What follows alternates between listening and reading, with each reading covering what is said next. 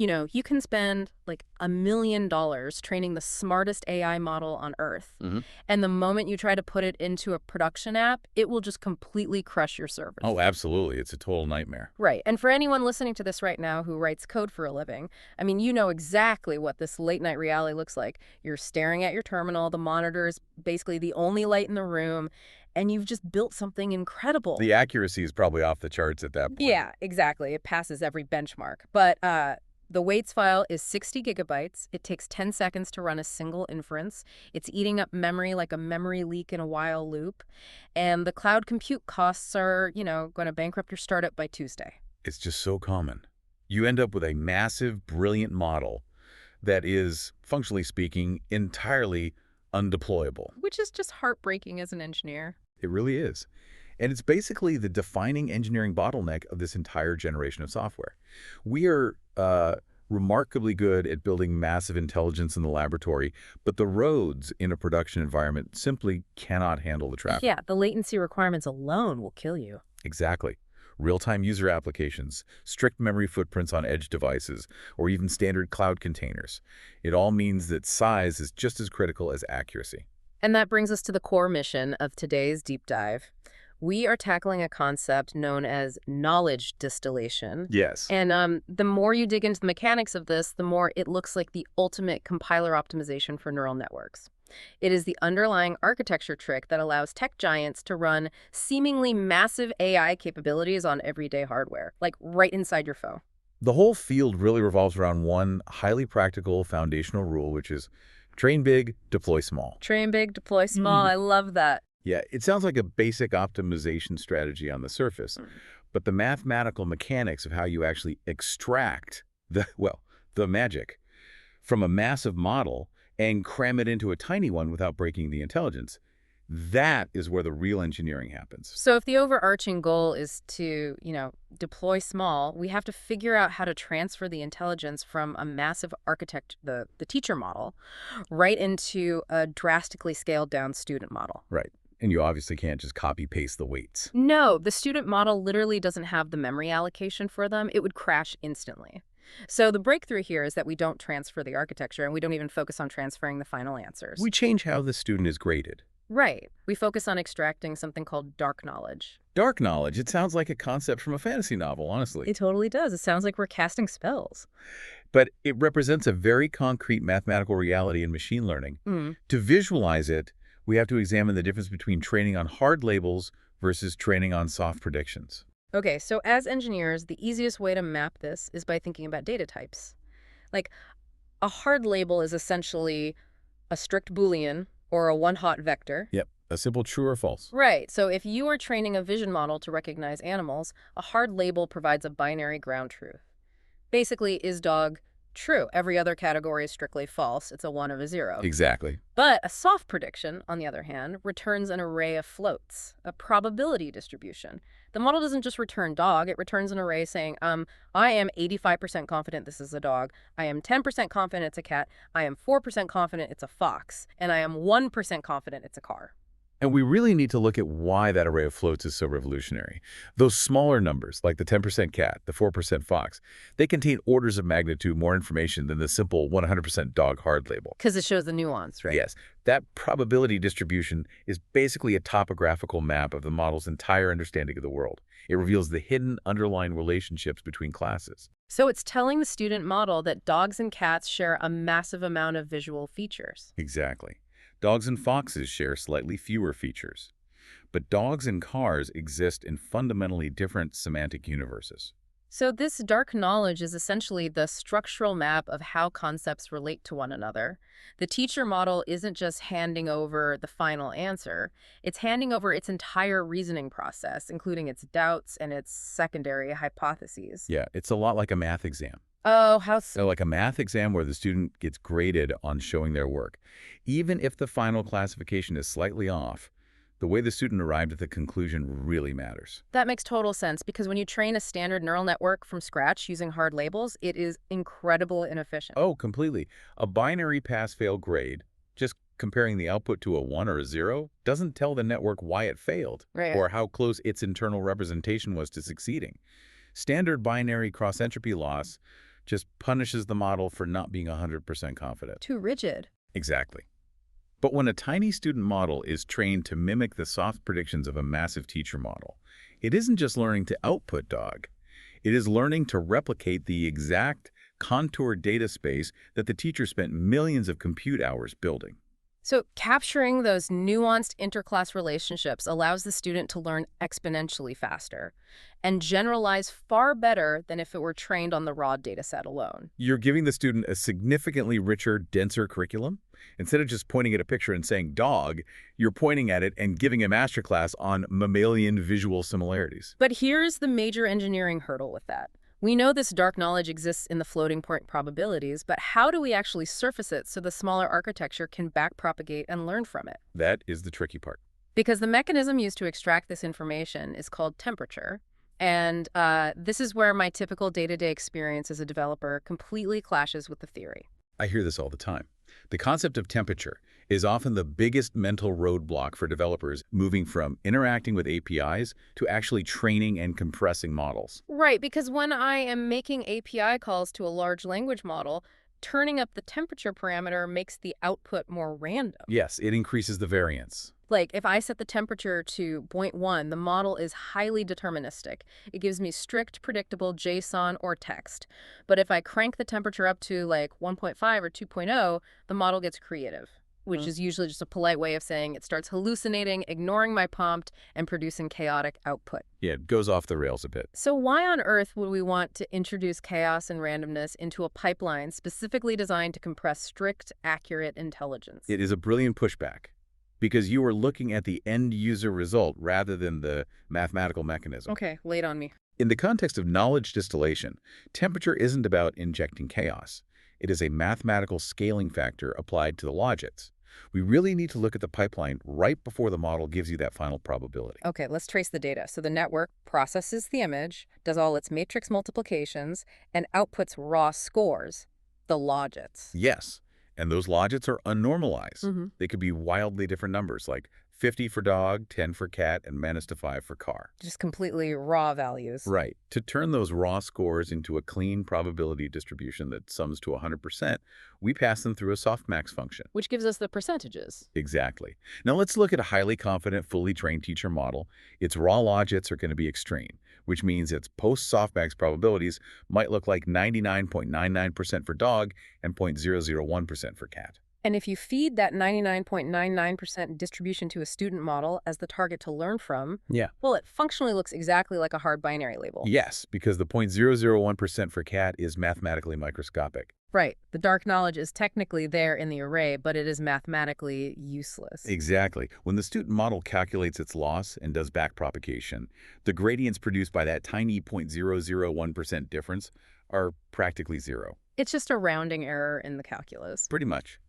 The weights won't update in any meaningful way to learn the dog-cat relationship. The signal is too weak. So where does temperature actually come into the math? Temperature is introduced as a divisor before the softmax function is applied. You divide the raw logits by the temperature value, T. Okay. If T is 1, you get the standard extreme probabilities.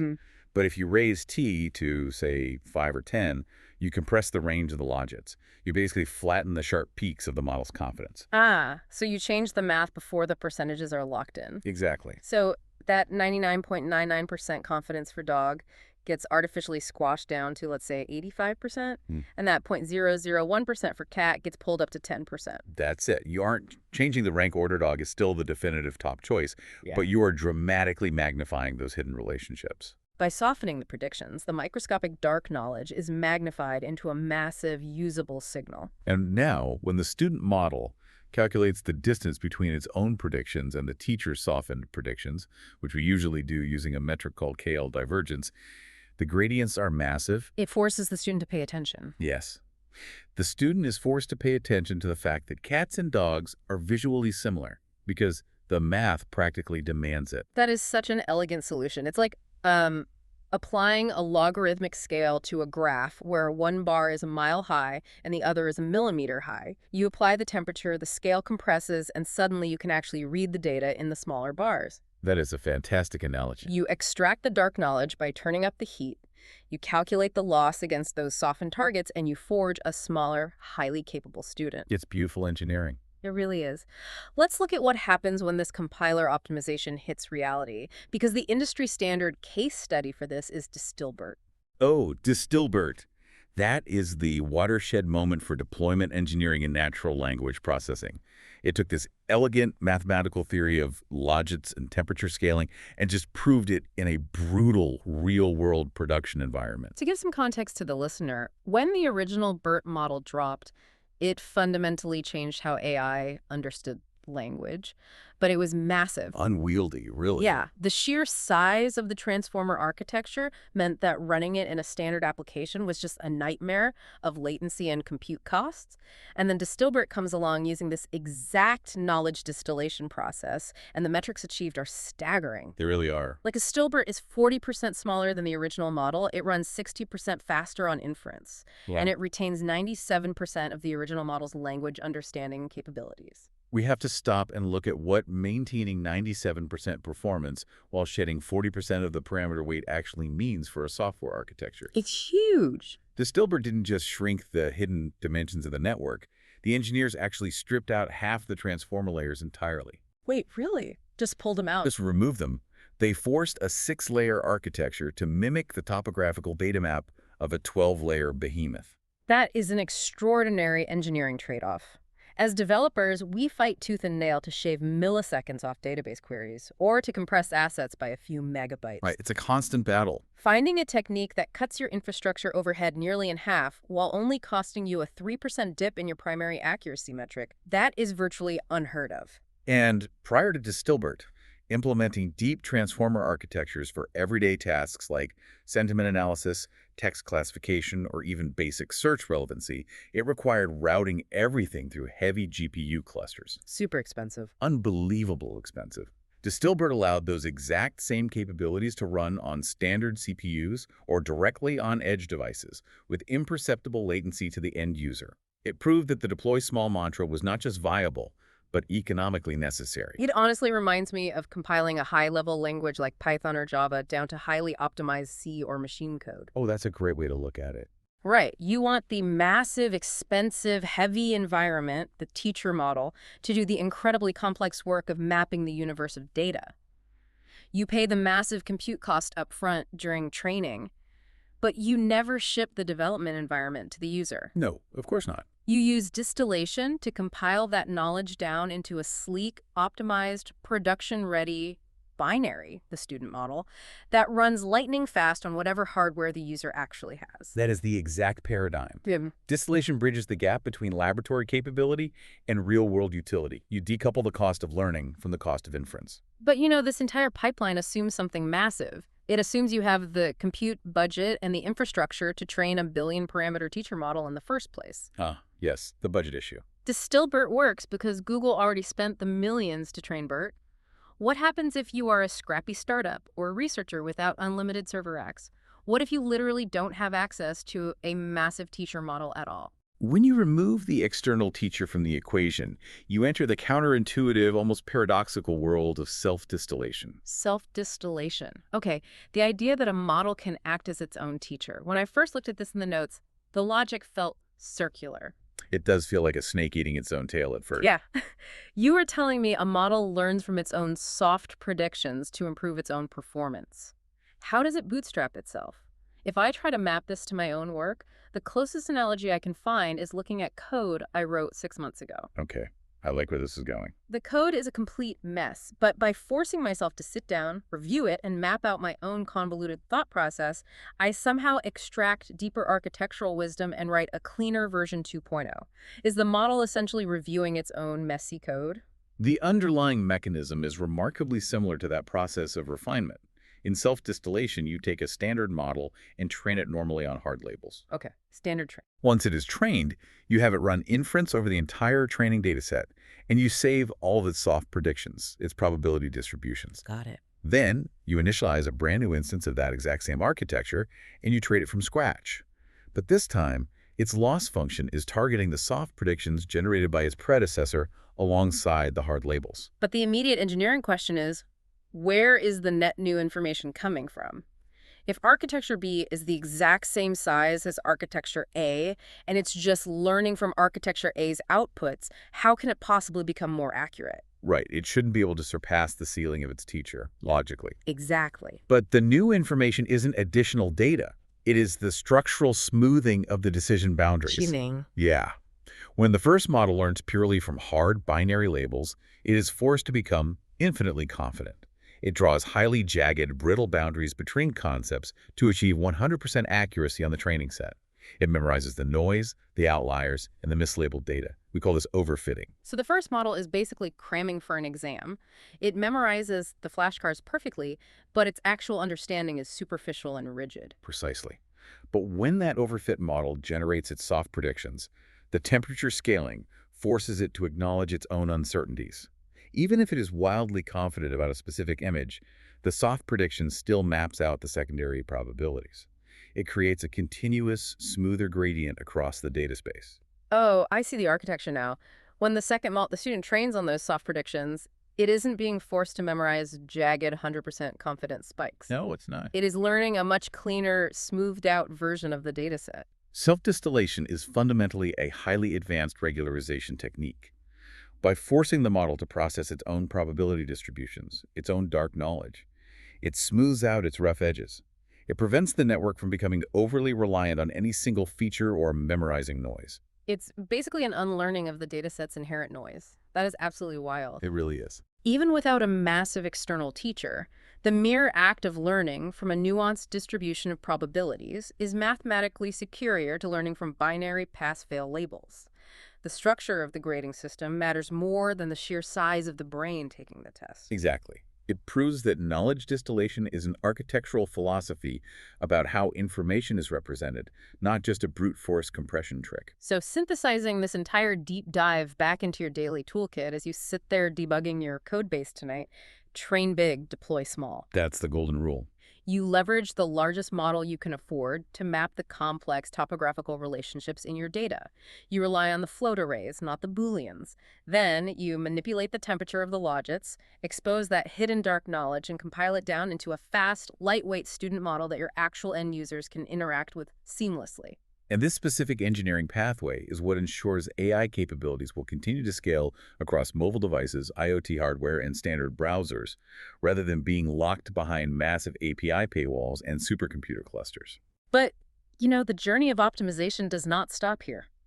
Today, we explored how to make models smaller by reducing the number of parameters, essentially giving the student a smaller brain. Which is incredibly effective, as we've seen. But there is an entirely different vector of optimization. What if you keep the same number of parameters, but you make the data type of the weights themselves physically smaller? Ah, the structural reduction of the precision of the weights, Yeah. moving from 32-bit floats down to 8-bit or even 4-bit integers. Yep. It is a completely different mathematical puzzle with its own brilliant solutions. We will be tackling that exact architecture in our next deep dive. But as we wrap up, I want to leave you with a final thought to mull over while your terminal compiles. I love these. Let's hear it. We've just spent an entire session proving mathematically that artificial neural networks learn significantly faster, generalize better, and become far more robust when they are graded on the nuanced probabilities of soft predictions.